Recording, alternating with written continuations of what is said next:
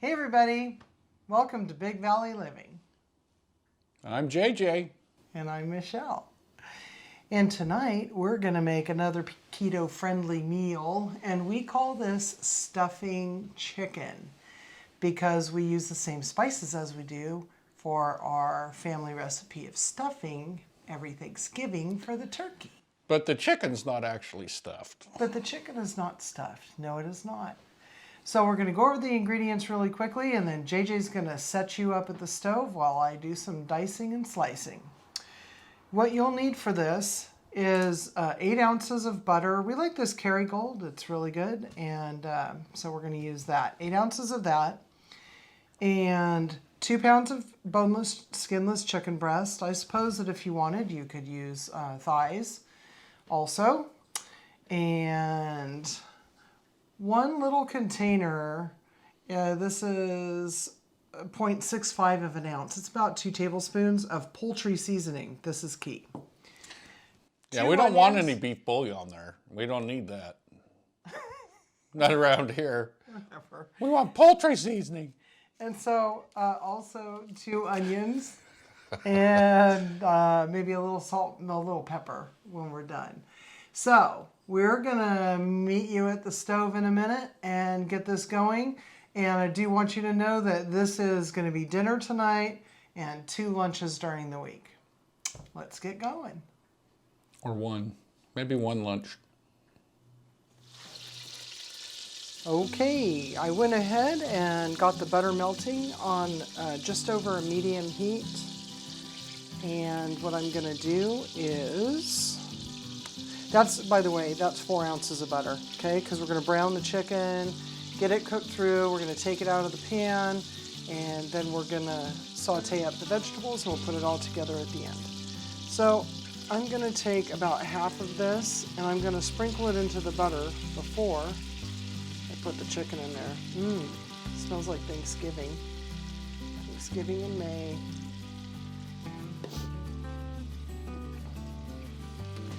Get a little zhuzh. There. It smells much better than it looks, but oh, it smells good. Now, I've cubed up the chicken into bite-sized pieces. JJ likes a really good bite of meat, so there are some smaller ones and some larger bites. We're going to put it in here, and we're going to let it saute up.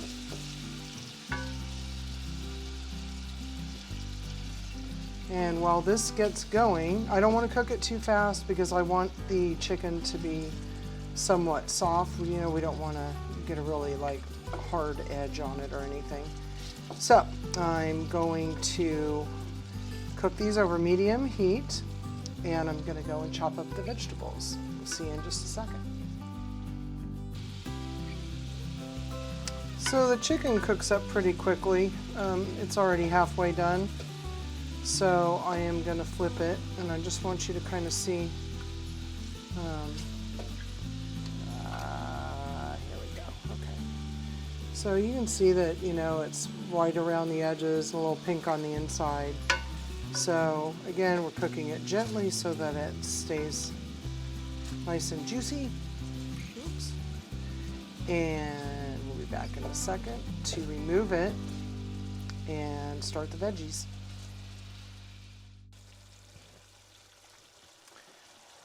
Okay, the vegetables are chopped up and the meat's done. And this is how I typically make sure that all the chicken is done before I take it out and start the vegetables. I just cut one of the larger pieces in half, and there is no pink, and it's all steamy all throughout. So there we go, that is perfect. I'm gonna take it out of the pan, and then I am going to put the vegetables in. All right, so what we're gonna do is, I have a slotted spoon, and I'm gonna remove the meat, and I have the heat on exactly the same as it's been the whole time. On this electric stove, it's been on 6. So I am gonna remove this meat. Our house is pretty warm right now, so I'm just gonna have it on the counter. If it was cold, you'd wanna put it into maybe a warm oven or something, or lay a cloth over the top. Okay. So now you can see that we have, oops, sorry about that noise. You can see that we have the butter that is starting to kind of boil up a little bit. So I'm going to go ahead and sprinkle. I don't think I'm going to end up using this whole thing of poultry seasoning, but I'm going to do that. And right now I am not going to put any more butter in there, okay? But I did get, out of those 2 onions, I got 4 cups.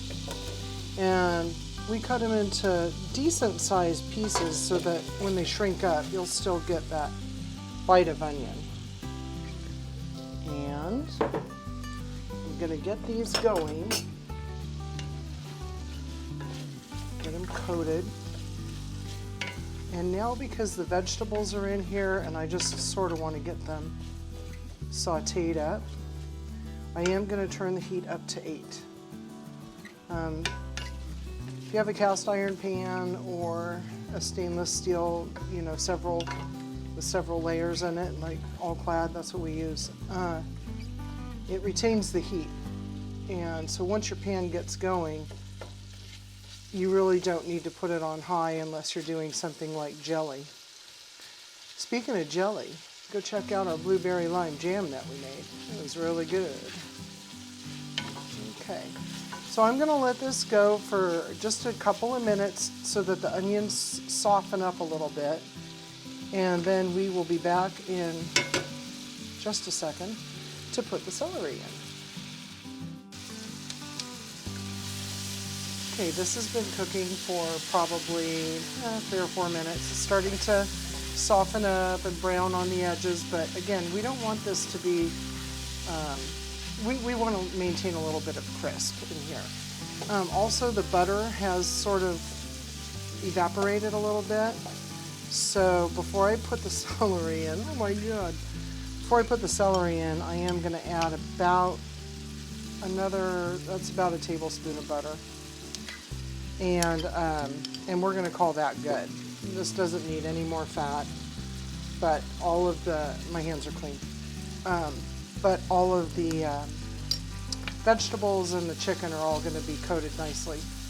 You see it's kind of toasty there on the bottom, so you want to make sure that you keep moving your butter. And while I'm doing that, I'm going to tell you the background about this recipe. We eat a lot of chicken, okay, and we always have, and we probably always will. And but we got tired of just eating it the same 3 or 4 different ways all the time, and we're trying not to always be frying stuff. This was like 10 or 15 years ago. So I thought, okay, well, I've got some onions, I've got some celery. I'm going to go ahead and put those in the pan. And we had boneless chicken breast that night, so I didn't know what I was going to do with them.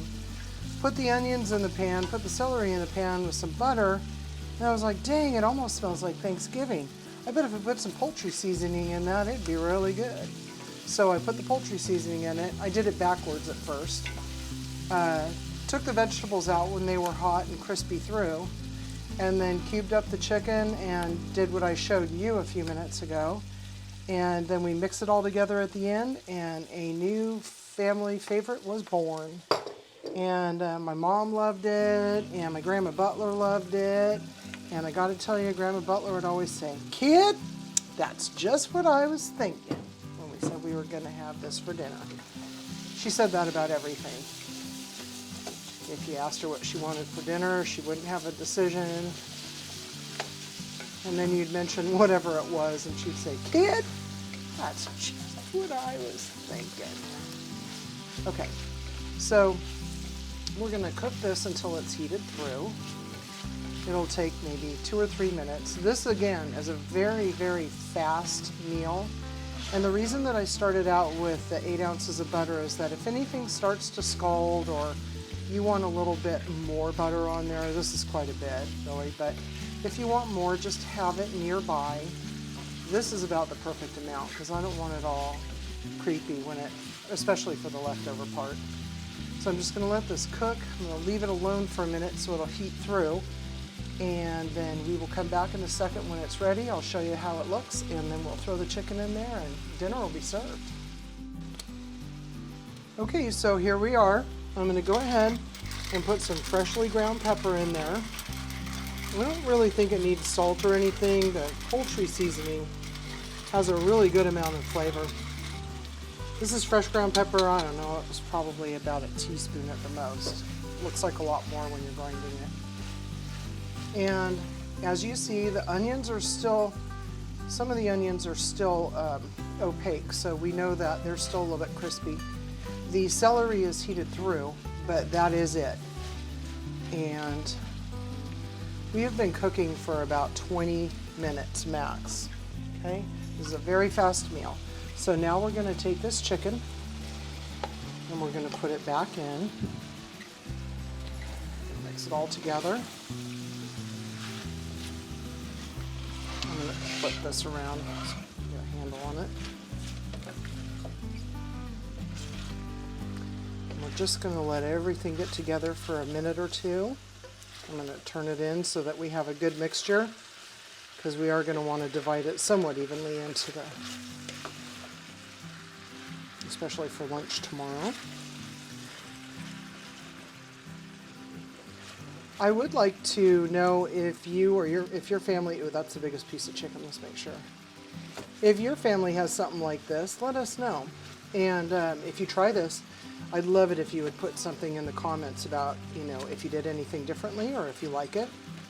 A lot of people who watch our shows will just add a little something, a little twist to things, and they're really good ideas, so keep them coming. And while I'm saying that, I'll just ask you to consider sharing this with your friends on social media. Text them if you think it looks like something that they would want. Like this video and subscribe to our channel so you can see more really cool recipes like this. That's it. It's just so good, and it's so simple with just what, 5 ingredients, really 6 if you count the pepper. And that, my friends, is stuffing chicken. Thanks for stopping by. We're going to plate it up and say goodbye to you in just a minute. Thank you very much for joining us at Big Valley Living as we walked you through making stuffing chicken. And we have dinner for tonight, and we're going to have some salad on the side in a minute. And we have lunch for each one of us during the week this week. So we're on a roll. If you like this video, please like, share, and subscribe. Hit the bell and get notified when we put out new videos. And if you'd like to see more of this goofiness, it gets better. Come back and enjoy another time. Thank you very much for joining us, and we'll see you soon. See you later, everybody. Hey, try it and see what you think. No.